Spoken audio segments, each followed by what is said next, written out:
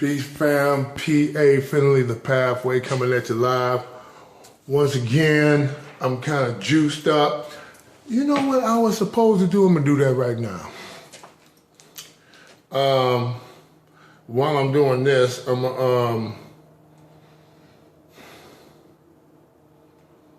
gonna dive into, this is gonna be part 12E. I know I should have just 13, 14, 15. I know. I'm just trying to keep the 12 going. I apologize. I'm sorry. Self-science. We're going to keep it pushing.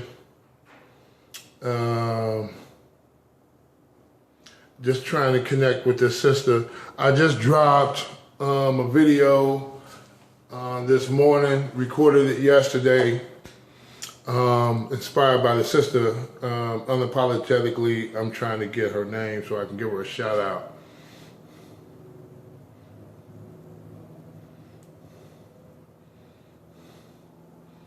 She up here somewhere. Hold on, I'm gonna get it.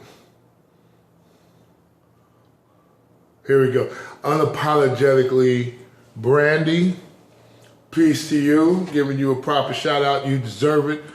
The video was entitled Black Woman, Listen to Your Man. Y'all gotta excuse the quality of that. I don't know what was going on. I won't use that phone again.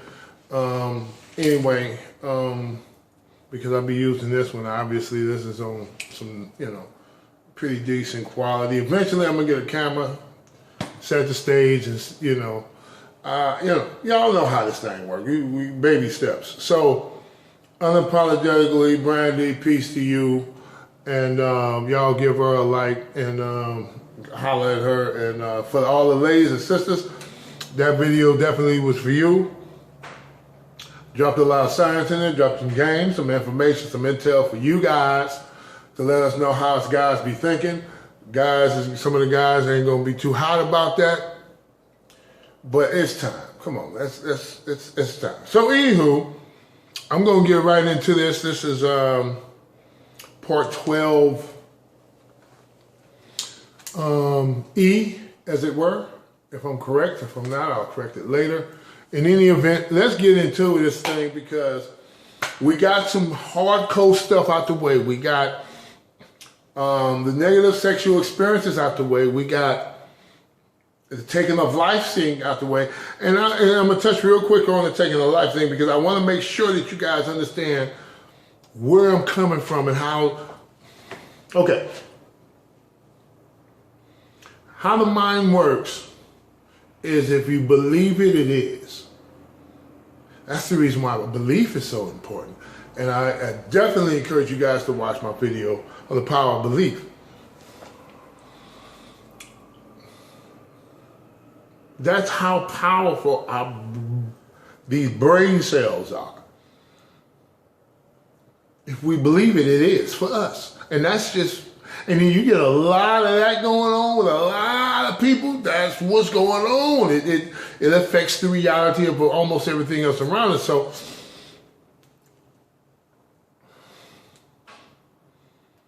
to our loved ones, our melanated beings, men and women who had the stamp of approval by the government to kill, who had the stamp of approval by the streets to kill, whatever,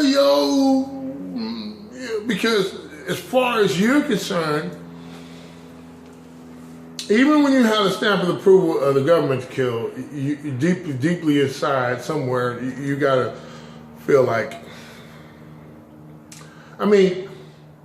obviously you covered up with a lot of jargon and hoorah and all of that kind of stuff to cover that stuff up, but deep, you're like, but you look at it like I had to do it, and you excuse it real quickly just to move on. But them things turn into demons, them things turn into monsters, Godzillas, dragons, all of that. But remember, see, this is the science that I want to drop to you guys who have taken a life, which, again, I've already dropped the science. There's no such thing. But since you believe it, it is. Think about this. If the source, God, all-powerful, that thing that always was and always will be, and that thing, we got different names for it depending on which part of the planet you're looking from. If you think about it, if it's all-powerful, that thing, right? All-powerful, whatever that, y'all know what that, fill in the blank. All-powerful, and then that piece of that thing is in you, then you possess, you by default, you have to possess microcosms of that power, that creative power. So if you believe enough, it becomes reality at the minimum for you. Depending on how much you believe it, depending on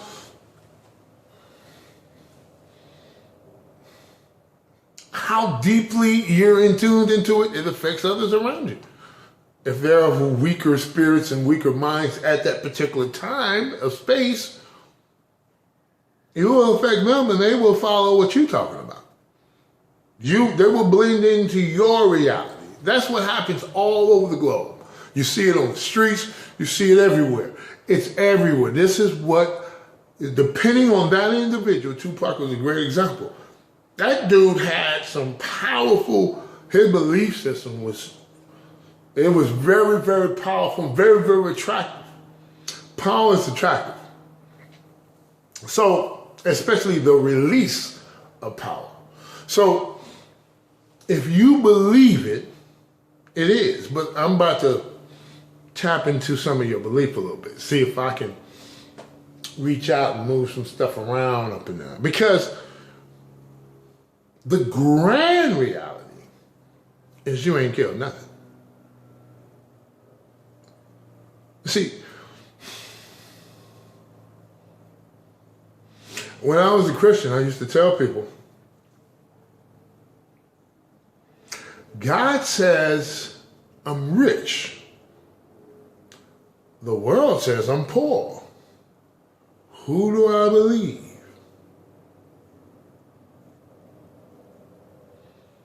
God says I'm worthy.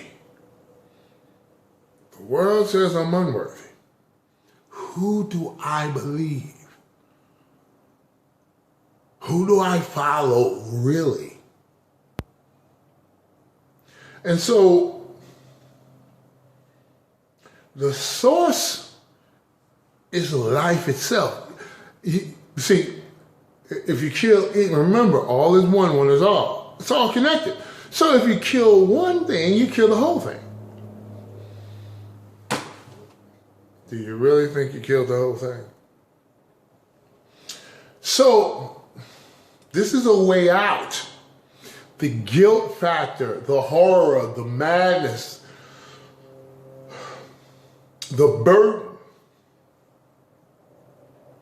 You ain't killed. So you're going through something you don't have to go through. You're going through something you literally are making yourself go through because of how you was raised to believe that you could kill something.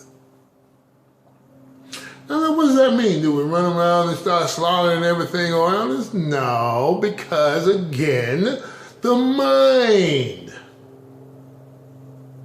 See, just by you thinking that way, you begin to create that reality. Just by thinking that you can do that, you're in the illusion part of that. And when you're in the illusion part of that, there's rules and regulations for that. But the way out is to tap into complete self-science, complete the series. Go through the end and come out free. This is, because all of that stuff is stuff that you don't need. It's not you. It doesn't, it's like you're in an amusement park. I'm going to use that analogy again. You're in an amusement park, but you're stuck there. You live listening part come on out. It's not real. And so, if we believe, think about this. Let's see, again, the power of belief. You have the power to direct your belief as you see fit, which means you have the power to direct your power as you see fit. No, who's going to say you wrong? Who has this authority? Hey man, you're wrong to believe that. Really? No. No one. Because you know why most people don't be saying your belief is wrong? Even though they'll hint at it and they'll throw little popcorns, in that direction. But nobody will say, hey man, what you believe is wrong. Nobody will say those words because that taps and knocks on and throws rocks at the glass house of freedom of belief. See, we want that glass house to stay where it is. Every last one of us. Nobody wants to touch that house. Nobody wants to throw rocks at that one. Because then, it becomes open season for everybody to say everybody's wrong. So you notice how each religion is not saying the other religion is wrong. They're saying I'm right, and they push a hard line on that rightness. But they don't say this religion is wrong, that religion is wrong, this is why, and that's why. And they can do it. They can bring up a whole list of reasons why. Listen, man, let me tell you why we right over here and everybody else wrong. Let me tell you, this, that, and the other, and the other, that, and this. Everybody can do that, but nobody's doing it. That's because the power, there's two reasons. First of all, the power of belief is universally respected. You take away individual power of belief, now you got some problems, some real serious issues. If you have never seen a people uprise like a people being denied their right to believe. That's like, you might as well take my life because they're kind of like one and the same to the individual. The second reason is because they're all in cahoots. So moving right along to those individuals who, listen, the demons, the bad dreams, the nightmares, all of that can be erased. If you complete this process, if you put that stuff on the paperwork and you work through this process, all that, you will, I'm telling you, I don't want to put no promises out there because people halfway do some stuff and won't follow the process completely and then point the finger and say, see, you're wrong. So I'm not even going to play that game. But I can say, if you follow this process thoroughly, with rigorous honesty and leave nothing out, and when I say leave nothing out, this is what I'm not saying. Say, for instance, is 35. First of all, I suggest nobody should do this process until they're 21. You gotta create some experience first. And believe me, when in your youth and your youthfulness and you're young and you're growing and you're evolving, you have thick skin to deal with this stuff. So it's not gonna drive you crazy, you ain't gonna lose your mind. But when you're 21, you're ready to go back and clean the stuff up. So I just thought I'd throw that sidebar. But which is throwing me off a little bit because now I can't remember what I was talking about. But anyway, moving right along, I'm just going to say that for those of us who think we've committed the unforgivable sin, because a lot of it's connected to Christianity. I mean, there's a little bit Islam sprinkled in there, but that was since the 60s, you know what I'm saying? The 50s and 60s, that's just kind of like recently, less than a century. Christianity's been with us since 400, 500, 600 years. It's just, since the beginning, since they brought that with them, and they had one the bottom one handgun and the other one that came over there across the goddamn sea. So, I mean, it's a part of the plan, man. Twofold, dude, you can't even, it's like, we didn't know what to do. So, for those of you who think whatever that sin is for you, the ultimate no-no, that which cannot be forgiven, which is, okay, so you guys got to understand my point of view on all this, man. It's a lot of this is, okay, so I say this now, but before it was just as much of an issue to me. So I know exactly what, see, I remember where I come from. See, I almost, see, ego slightly was about to get up in there. I almost said this is silly. Most of this stuff is silly. I almost said that, but I used to, okay, one of the things, I'm gonna make a quick sidebar, in-bar kind of like thing, because this is all self-science. So, I used to be, I used to work in the, I used to be a labor in the union. And I used to train people. And I used to be trained by people and then take that training and then go train other people. It's just one of them things. Okay, so I noticed that when I was being trained by somebody, and I ended up getting used to this. I ended up almost knowing that this is how people gonna get down with me. But I knew something was wrong. I didn't feel right. They kept saying that this is easy. See, this is easy. Look, this, you do like this, you do like that, you do this. And I'm, I'm starting out my training, so I'm all thumbs. I'm making a mistake. I'm driving stuff. No, man, all you gotta do is simple. And they put 1,000. You know how we do. We put 1,000 on. Man, this is easy. It wasn't until later on that I found out the problem with that whole coming from that area when you're teaching and training somebody. It's that you're forgetting that you didn't come out the womb knowing this stuff.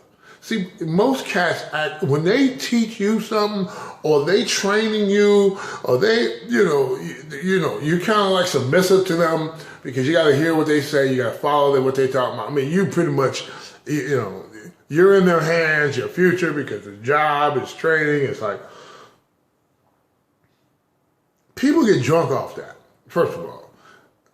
And then when they teaching you, they catching the attitude because you ain't getting it immediately, like you supposed to automatically, as soon as they say it one time, you know exactly what to do, like you've been doing it forever. And that's because they forget where they came from. See, they forget that they was once you. But now that they got some years, some practice, some experience, they popping willies with this thing now, they ain't got no, the training wheels is off. See? They clowning now, they one-handed with the wheelie, they clowning. They full of themselves. And they forgetting the fact that they once started out with training wheels. They took the training wheels off and they fell down a couple times, they got scraped, but they got back up and got back on. See, we forget where we come from when we communicate things to other people. And I see that a lot in the conscious community. Man, it's simple. These guys is ignorant. This is through. They don't know nothing. This is, well, it was the time you didn't know nothing. Come on, we've been there. And that's how we connect with the young people too. We gotta understand, man, we done been where they are. But sometimes we forget about that, man. We become all, whoop, you got to listen to, no, they don't. So, just one second, I'm gonna have to pause this. Okay, I'm back. Listen, I'm gonna go ahead and end this one. This is E. I'm gonna have to get into F. But there's a lot of stuff going on around here, interfering. So please like and subscribe. Thanks for listening to my rhetoric. Leave a comment, and y'all know what time it is. Peace and stay beautiful as you are.